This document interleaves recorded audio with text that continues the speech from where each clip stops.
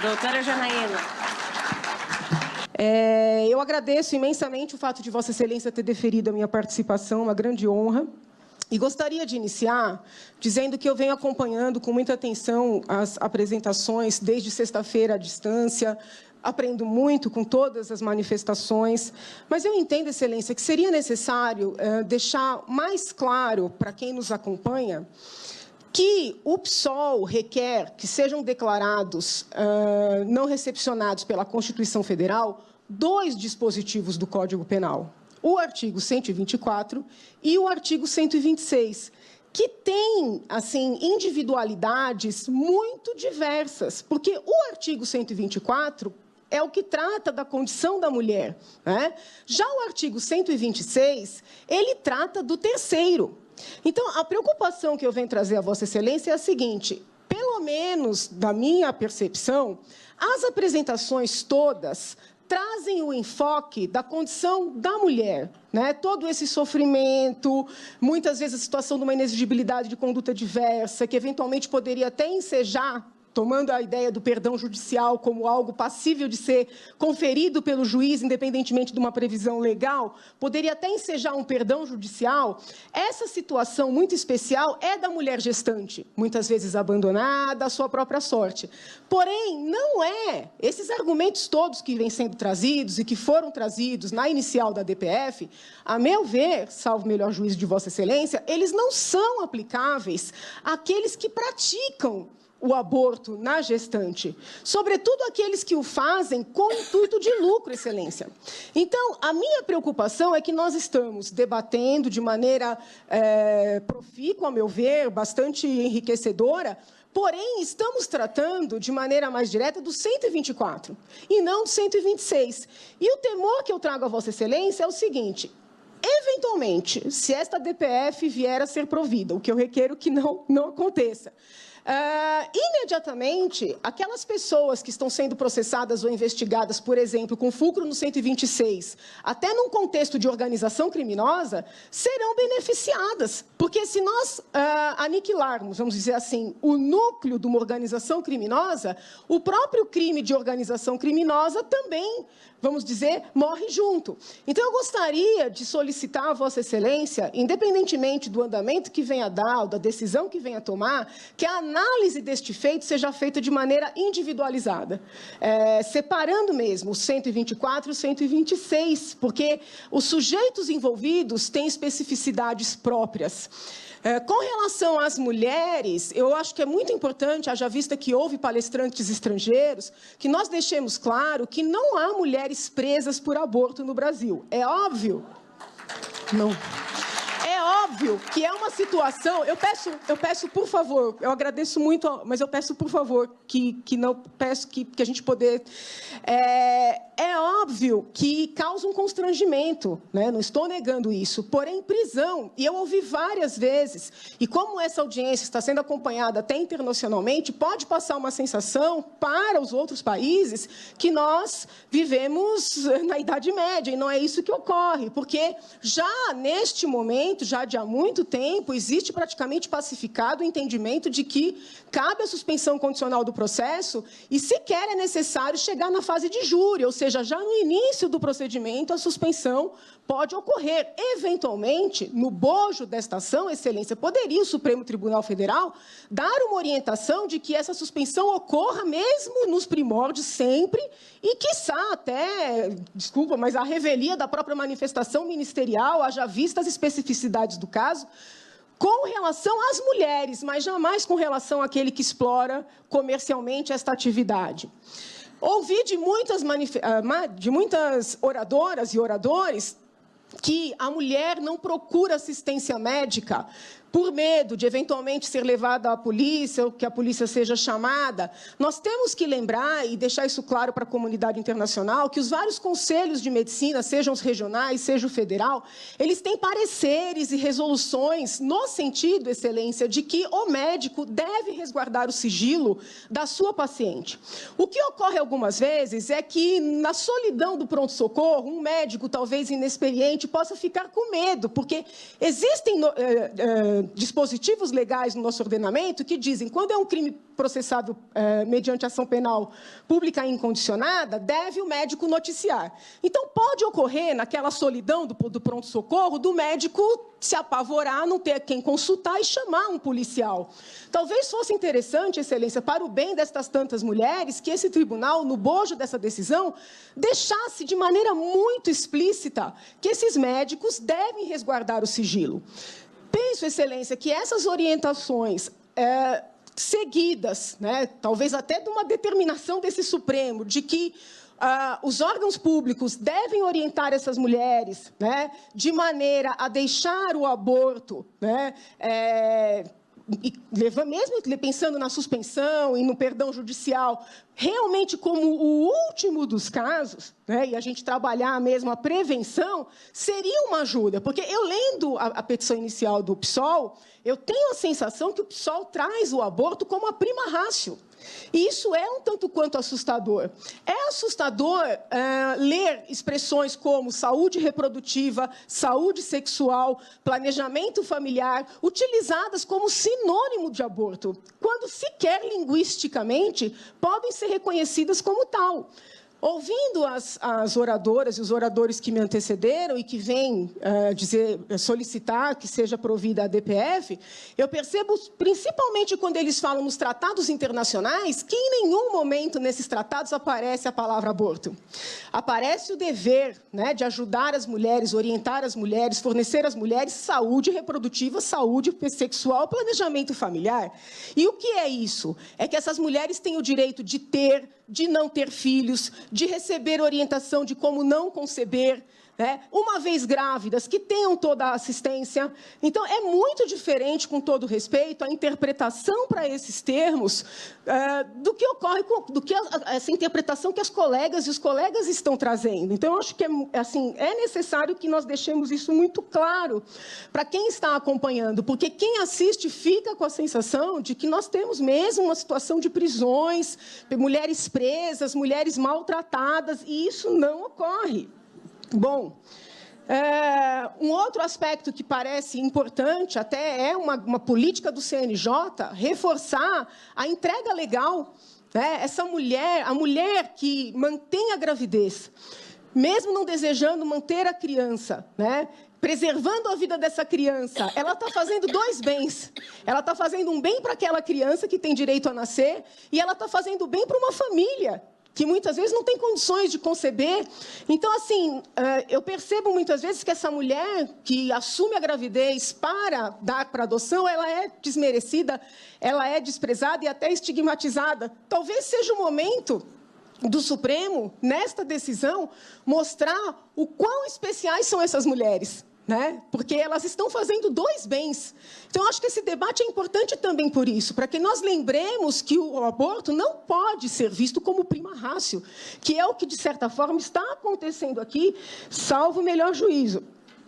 Eu fico muito incomodada, Excelência, com todo respeito, quando eu leio na petição inicial, de certa forma, uma quase... O verbo é meio pesado, talvez não seja o melhor, uma quase usurpação dos direitos ou dos posicionamentos das mulheres negras, indígenas, pobres, lésbicas e dos homens trans. A DPF se alicerça, né, em sentimentos, em posicionamentos de grupos que não necessariamente se manifestaram nesse sentido. Então, não me parece que um partido político, por mais que eventualmente tenha, né, uma representatividade, que ele possa falar em nome de todas as mulheres negras, de todas as lésbicas. Eu, por exemplo, conheço muitas lésbicas cujo sonho é ser mãe. Casais de mulheres lésbicas que querem ser reconhecidos como família. Então, me parece que esta petição inicial, com todo respeito aos proponentes, ela vai na contramão de todo o debate que nós estamos fazendo hoje na atualidade. Então, não me parece justo. Na sexta-feira, uma senhora veio aqui defender a DPF, estava até emocionada, e ela pediu para que as pessoas com dificuldades especiais, né, não tivessem o seu nome utilizado indevidamente contra a legalização do aborto. É mais ou menos isso que eu acho também que está ocorrendo aqui. Né? Não, porque em nome das mulheres pobres e das mulheres negras, se nós as consultarmos, chegaremos à conclusão de que a maioria não é favorável ao provimento desta ação. Por favor, por favor. Eu agradeço, mas eu peço por favor. Pois bem, a legislação vigente, Excelência, ela é uma legislação extremamente ponderada, muito ponderada. Em termos de defesa da vida, nós temos o feminicídio, o homicídio qualificado, o homicídio simples, o privilegiado, o homicídio culposo, o infanticídio, o aborto praticado sem consentimento, o aborto com consentimento e o autoaborto. Para cada um desses comportamentos, as penas combinadas são diversas e são individualizadas. E existem todos os benefícios e as substituições que Vossa Excelência conhece de maneira melhor e mais profunda do que eu. Dizer que um ordenamento desse é um ordenamento desproporcional, é um ordenamento inconstitucional, com todo respeito, é absolutamente inconcebível. Pode-se concordar ou não concordar, pode-se gostar ou não gostar, mas daí a dizer que ele fere os princípios que norteiam o direito penal, e ouso dizer o direito penal mínimo, me parece ser insustentável. É muito importante que fique claro que a discussão que nós estamos tendo aqui não é uma discussão religiosa. Porque, em regra, o discurso religioso que gira em torno do aborto vai até no sentido de que existe uma absoluta igualdade entre a vida ultrauterina e a vida extrauterina. Eu conheço muitos religiosos das mais diversas religiões que entendem que a pena para o aborto haveria de ser a mesma pena para o homicídio, porque equipara a vida em todas as suas fases.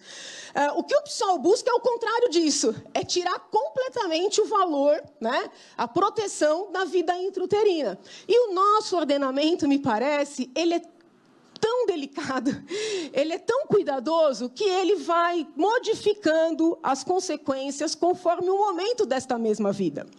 Eu percebi que muitos colegas, de um lado ou do outro, estão se esforçando, Excelência, para definir o momento em que a vida se inicia. Entretanto, para esta causa, o que me parece mais relevante não é saber quando começa ou quando não começa a vida. É saber que todos os seres humanos necessariamente passam pela fase de embrião e pela fase de feto. É impossível estar na vida extrauterina sem passar pela vida intrauterina, pelo menos por enquanto. Pode ser que daqui a uns anos a ciência consiga, né, criar uma forma das pessoas se formarem sem o corpo da mulher. Isso pode acontecer. Porém, por enquanto, todos nós temos que passar por essas fases. Então, se eventualmente este momento é interrompido, a fase externa fica absolutamente impossibilitada. É disso que nós estamos falando. É do direito que o indivíduo tem a nascer. É muito importante também que nós tenhamos bastante claro, Excelência, que o PSOL, muito embora fale que busca a descriminalização, pelos termos utilizados, está buscando a legalização. Então, é uma ação que vai além, né? Não é uma ação que diz apenas, olha, estas mulheres não deveriam ser tratadas no âmbito do direito penal. A ação diz o seguinte, é direito. Existe uma diferença muito grande entre não criminalizar, porém entender o comportamento ilícito, ainda em que outro âmbito do direito, e dizer que existe um direito fundamental ao aborto. Porque é impossível, Excelência, sustentar um direito fundamental sobre um bem de um terceiro. Cada um de nós tem direitos fundamentais com relação aos nossos próprios bens. Nós não podemos instrumentalizar o outro e dizer que esta instrumentalização, numa decisão sem volta, seria um direito fundamental. São muitos os argumentos que o partido utiliza. Eu me preocupo muito com uma questão que é repetida em várias passagens, que diz respeito a um suposto planejamento familiar de meninas. O partido chega a falar que tem que legalizar o aborto para que as meninas de 10 anos e as adolescentes de 12 tenham direito à sua infância e à sua adolescência. Isso me preocupa. Primeiro porque, do ponto de vista técnico, se uma menina de 10 anos, de 11, de 12, de 13, aparecer grávida, o nosso ordenamento entende que ela foi estuprada.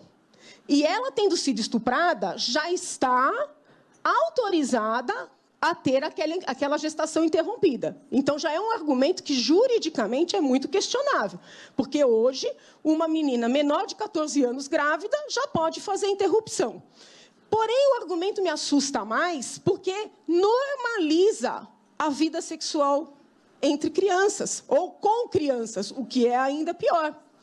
Então, nós temos que tomar cuidado até que ponto é interessante, até para a própria mulher, sobretudo na tenridade, essa normalização da vida sexual com uma normalização da via do aborto com a diminuição do bem jurídico vida. O que nós lucraremos com isso? Muito se falou que a mulher que vai abortar é a mulher que é abandonada pelo seu parceiro. É verdade. Ouso dizer que, se o aborto for legalizado nesse país, as mulheres serão ainda mais abandonadas, porque hoje ainda existe alguma cautela com essa questão. Se virar algo absolutamente natural, vai ser muito mais fácil para os homens irresponsáveis, que infelizmente são muitos, e disso a gente deveria falar mais na nossa sociedade, vai ser muito mais fácil dizer, olha, não tem problema nenhum, você vai lá e aborta. Então, eu não sei até que ponto nós estamos efetivamente lutando pelo direito das mulheres ou nós estamos lutando por uma causa, que não necessariamente atende às mulheres, talvez até as prejudique. Um outro argumento que me preocupa muito, Excelência, diz respeito a essa equiparação que se vem fazendo entre a não legalização do aborto e a tortura. A inicial fala muito em gravidez forçada, Não existe gravidez forçada, porque, se a gente parar para pensar, o que seria uma gravidez forçada no âmbito internacional? Alguém invade uma cidade, estupra as mulheres, com o fim de descaracterizar aquele povo, que é uma forma também de genocídio. Então, a palavra o termo, gravidez forçada, no direito internacional, tem um peso enorme, diferente do que acontece, ou pelo menos do fenômeno que vem sendo descrito. As proponentes tratam como gravidez forçada aquela gravidez decorrente de uma relação sexual desejada e que acaba numa gravidez, e aí, por não ser possível fazer o aborto legalmente, essa pessoa tem que levar a gravidez até o seu termo. E, por interpretação, uma interpretação que os textos dos tratados internacionais não permitem, fazem uma analogia desta gravidez com a tortura, porque a mulher que não quer manter aquela gravidez, ela sofre, então que seria necessário tornar lícito o aborto, legalizar o aborto, para que o Brasil não esteja em desconformidade com esses muitos tratados. Os tratados que tratam da coibição da tortura não falam de aborto, não exigem que seja permitido o aborto. O Pacto de São José da Costa Rica protege a vida desde a concepção, de maneira até mais explícita do que a nossa própria Constituição.